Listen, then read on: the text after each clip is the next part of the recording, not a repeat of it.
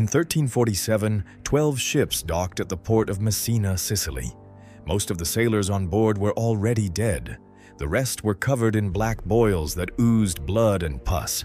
The harbor authorities ordered the ships out immediately, but it was too late. Within 5 years, that single arrival would kill between 30 and 60% of everyone in Europe, more than 25 million people. And the bacterium responsible? It's still out there.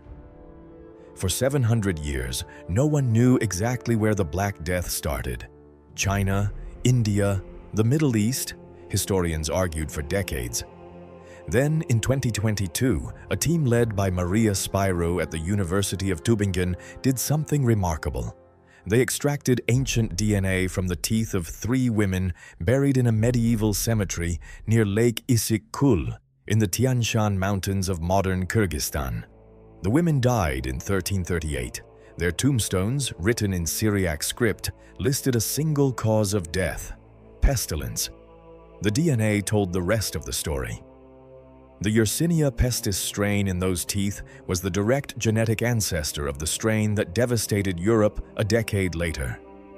Ground Zero, found in 3 teeth in a Kyrgyz cemetery.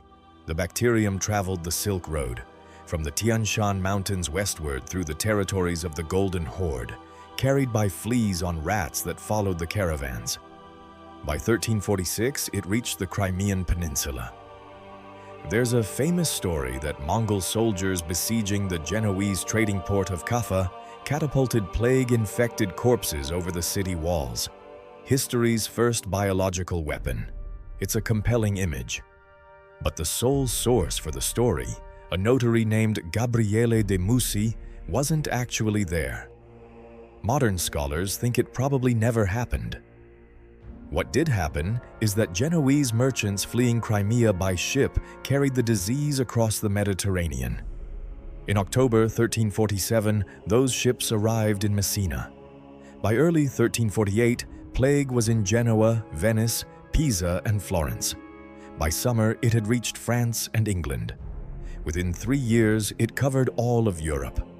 In a world with no airplanes, no trains, no cars, just horses, ships, and feet, plague crossed the continent in about 9 months. That's how efficient a flea can be. What happened next was the collapse of everything medieval society was built on. Florence, one of the wealthiest cities in Europe, lost roughly half its 90,000 residents. The poet Giovanni Boccaccio, who survived the plague there, wrote that people abandoned their friends, their neighbors, even their own children. Siena lost 2/3 of its population. The city had been building an enormous expansion to its cathedral, the largest church in the world. The project was permanently abandoned. The unfinished walls still stand today, 700 years later. In Avignon, seat of the papacy, the dead piled up so fast that Pope Clement VI did something extraordinary.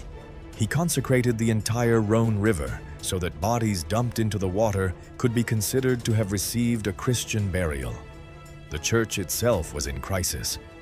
Priests and monks who stayed to tend the dying caught the plague and died at even higher rates than the general population. For people taught that faith could protect them, watching the pious die alongside sinners shattered something fundamental. If God was punishing humanity, why did the faithful die too? If this wasn't divine punishment, then what was it? Neither answer offered comfort. Out of this theological collapse came the flagellants, groups of zealous Christians who roamed from town to town, publicly whipping themselves bloody, believing their suffering could atone for humanity's sins. The movement spread across Austria, Germany, and Flanders before the Pope condemned it in 1349. Fear does something specific to people. It needs somewhere to go. And so came the scapegoating. Jewish communities across Europe were accused of poisoning wells. Despite papal condemnation, hundreds of Jewish communities were destroyed. In Strasbourg alone, approximately 2,000 Jews were murdered in February 1349. The plague didn't just kill people, it revealed how quickly civilization's restraints could dissolve. Here's where the story takes an unexpected turn. The Black Death killed tens of millions, and for the survivors, life got dramatically better. Think about it economically. Before the plague, Europe was overpopulated relative to its agricultural capacity. Land was scarce, labor was cheap. Peasants were bound to their lords under the feudal system with almost no bargaining power. Then, suddenly, a third to half the workforce was gone. The survivors found themselves in an entirely new world. Landowners now competed for scarce labor instead of the other way around. Wages didn't just rise, they doubled. In some places, tripled.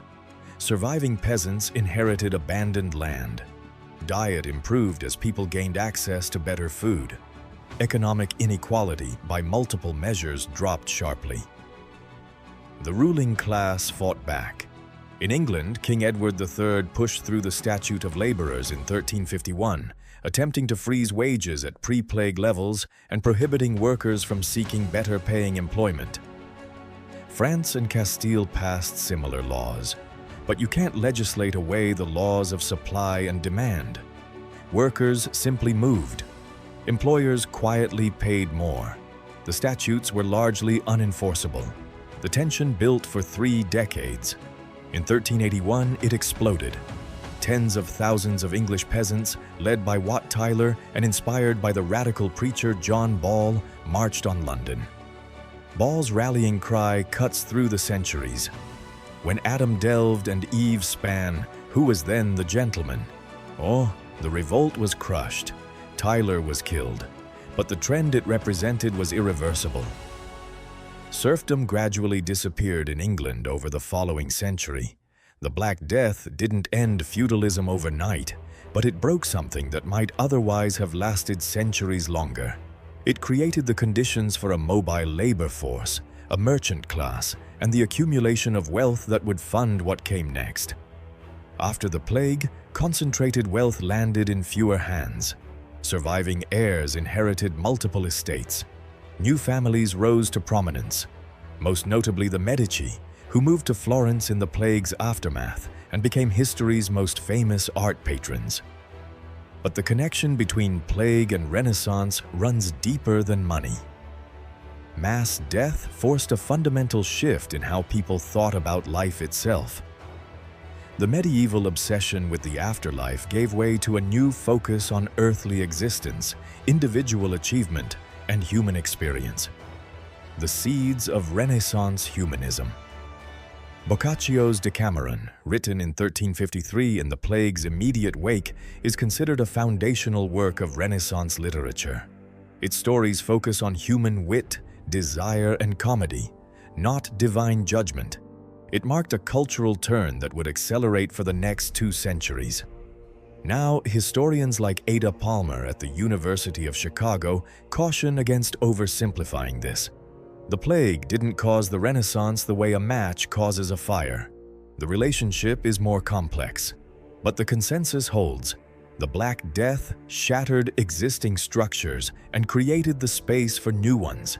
It was a necessary condition, even if it wasn't sufficient on its own. The Medici didn't just fund art. They funded a new way of thinking about what humans are capable of, something the medieval church had always controlled. And they could only do it because the plague had broken the church's grip. Here's the part most people don't know. Yersinia pestis, the exact same bacterium that killed a third of Europe, is still here. It never went away. The World Health Organization reports 1,000 to 2,000 plague cases globally every year. Madagascar accounts for roughly 80% of them. In 2017, Madagascar experienced an outbreak of 2,400 cases with 209 deaths, and 76% of those cases were pneumonic plague, the airborne form that kills nearly 100% of untreated patients.